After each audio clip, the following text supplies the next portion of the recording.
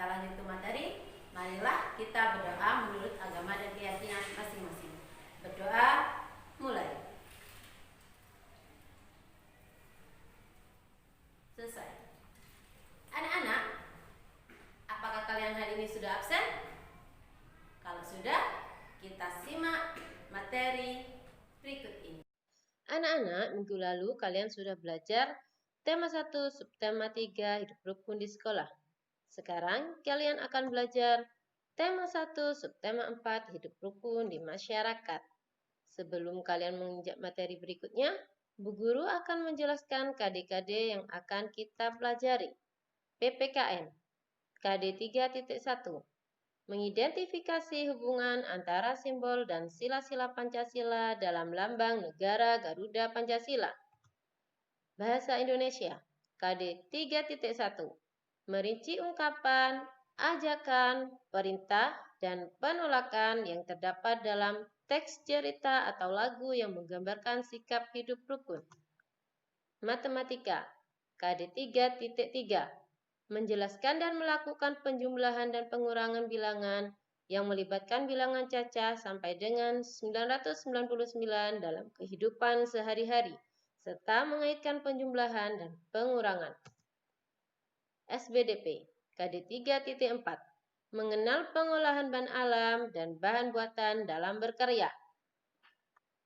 Setelah kalian mengetahui KD-KD hari ini, Bu Guru akan menyampaikan tujuan pembelajaran pada hari ini. Tujuan pembelajaran hari ini, siswa mampu mengidentifikasi pengamalan sila-sila dalam Pancasila.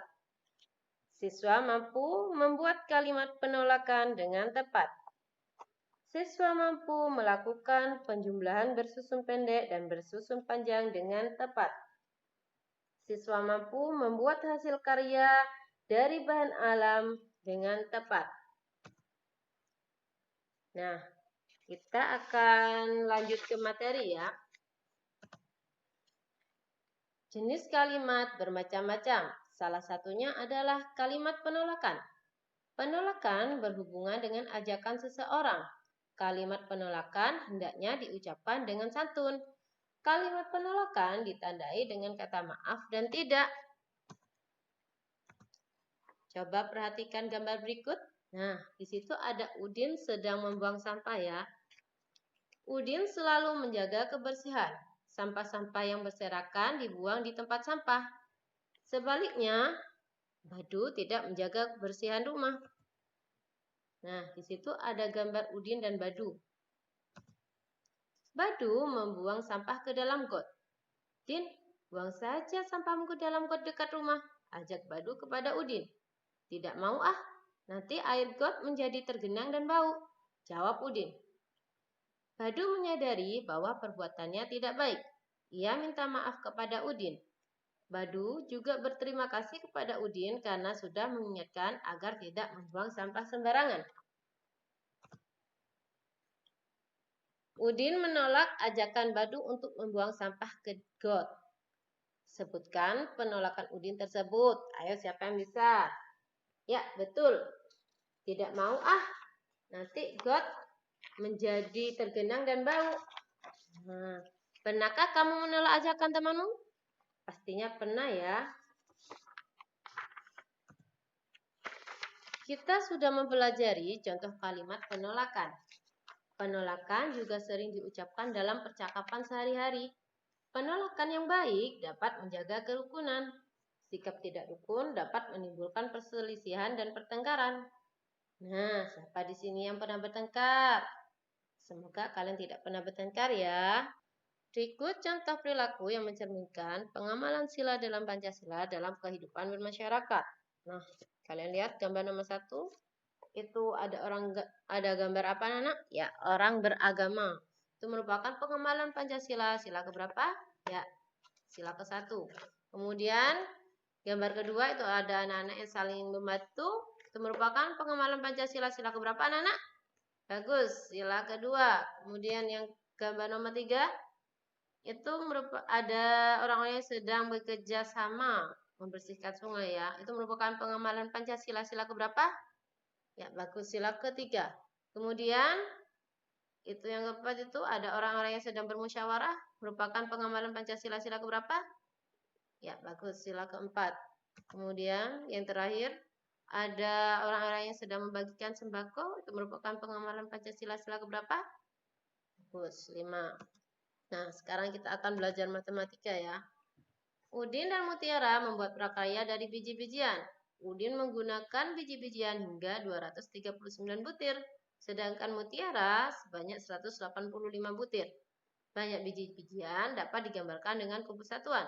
Nah, berikut kubus satuan milik Udin dan Mutiara. Kubus satuan milik Udin yaitu berapa, anak-anak? Ya, bagus. 200-an sama dengan 200. Tambah 30-an sama dengan 30. Nah, kemudian yang terakhir, 9 satuan sama dengan 9. Sedangkan kubus milik Mutiara, 100-an sama dengan 100. Tambah 80-an sama dengan 80. Dan yang terakhir itu 5 satuan sama dengan 5. Kita jumlahkan ya, mulai dari yang satuan dulu. 9 tambah 5 sama dengan berapa, anak-anak? Ya, bagus, 14.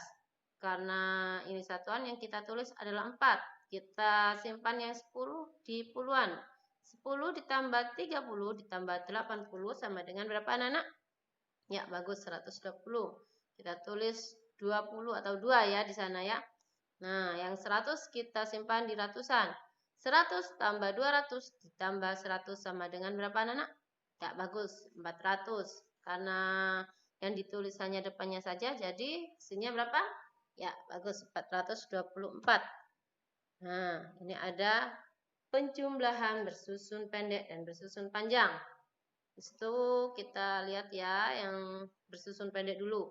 124 ditambah 265, kita hitung mulai dari yang satuan dulu. 4 ditambah 5 sama dengan ya 9. 2 ditambah 6 berapa, anak-anak? Ya, bagus, 8. 1 ditambah 2 sama dengan ya 3. Nah, yang B ya. 6 ditambah 1 sama dengan ya bagus 7. 4 ditambah 4 bagus 8. 2 ditambah 3 ya 5. Nah, sekarang kita pindah ke penjumlahan bersusun panjang. Di situ ada soal 362 ditambah 215 sama dengan kita uraikan seperti tadi. 300-an sama dengan nilainya 300. 60-an sama dengan nilainya 60. 2 satuan sama dengan nilainya 2. Nah, yang bawah juga ya, yang 215. 200-an sama dengan nilainya berapa? Ya, 200. 1 puluhan sama dengan nilainya berapa? Ya, 10. 5 satuan sama dengan nilainya 5. Setelah kita uraikan, kita jumlahkan. Mulai dari yang satuan dulu ya. 2 ditambah 5 sama dengan ya 7. 60 ditambah 10 sama dengan bagus 70. 300 ditambah 200 sama dengan ya 500. Jadi hasilnya berapa, anak-anak? Bagus, 577. Nolnya kita coret ya. Nah, bawahnya itu ada cara bersusun pendek dengan soal yang sama. 362 ditambah 215 sama dengan kita hitung dari yang satuan dulu. 2 ditambah 5 sama dengan berapa, anak-anak? Bagus, 7. 6 ditambah 1. Berapa, anak-anak? Ya, bagus, 7. 3 ditambah 2 sama dengan? Ya, 5. Dari kedua soal yang sama, hasilnya maka akan sama. Nah, kita akan belajar cara mengerjakan penjumlahan bersusun panjang dan bersusun pendek dengan teknik menyimpan. Sama seperti punya Udin dan Mutiara itu ya. Nah, di situ soalnya bersusun panjang. Dengan bersusun panjang dulu. 246 ditambah 327. Berapa, anak-anak? Kita uraikan dulu. 200-an sama dengan nilainya? Ya, 200. 40-an. Berapa nilainya?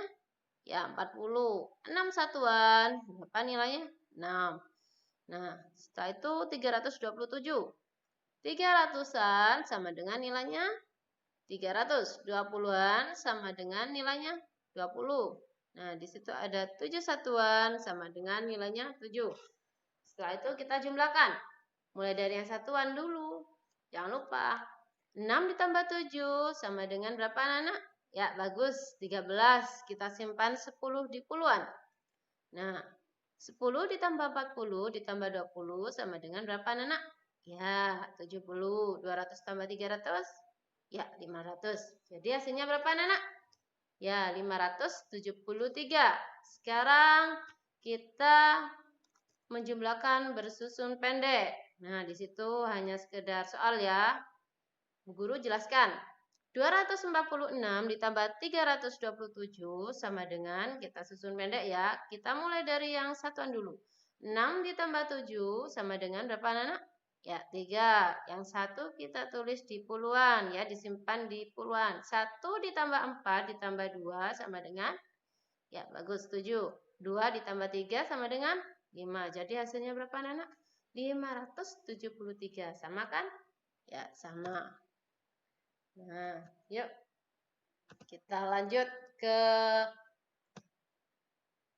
SBDP. Bahan alam merupakan semua bahan yang terdapat di lingkungan sekitar. Bahan alam dapat digunakan sebagai bahan pembuat hiasan. Hiasan yang dibuat biasanya dalam bentuk kolase dan mosaik. Berikut adalah bahan alam yang biasa digunakan untuk membuat kolase dan mosaik. Biji-bijian contohnya, biji kacang hijau, jagung, dan biji kacang merah. Selain itu, ada yang bukan dari biji-bijian, yaitu kulit kerang, daun, ranting, dan cangkang telur. Salah satu jenis karya dari bahan alam dua dimensi adalah kolase. Kolase dibuat dengan cara menempelkan bahan alam pada permukaan gambar. Kolase dapat dibuat dari berbagai bahan alam. Bahan alam yang dipadukan hingga membentuk objek gambar. Selain itu, jenis karya dari bahan alam adalah mosaik. Mosaik dibuat dengan menempelkan kepingan-kepingan bahan alam pada bidang datar. Nah, ini contoh kolasenya dari biji-bijian. Nah, di situ ada gambar burung. Nah, dari gambar burung tersebut ada biji apa saja kira-kira? Ya, biji wijen apa bijian itu ya. Nah, biji lica atau wijen itu. Nah, kemudian yang gambar nomor 2 ada gambar mangga, ada biji-bijian apa saja di sana? Ya, bagus, jagung sama kacang hijau. Kemudian itu gambar kupu-kupu ditempeli dengan biji apa? Ya, di situ ada kacang hijau sama kacang panjang sepertinya. Kemudian gambar gajah itu didominasi dengan biji apa? Ya, bagus, kacang hijau. Kemudian yang terakhir itu gambar bebek. Ada biji apa saja di sana? Ya, biji kacang merah, ada beras, ada biji kacang hijau, juga cangkang kerang atau kulit kerang. Nah, di sini ada gambar kolase dari daun kering ya, ini ya. Demikian materi yang Ibu sampaikan pada pagi hari ini. Semoga bermanfaat untuk kalian. Terima kasih atas kerjasamanya. Mohon maaf apabila ada kesalahan. Tetap semangat dan tetap rajin belajar ya. Wassalamualaikum warahmatullahi wabarakatuh.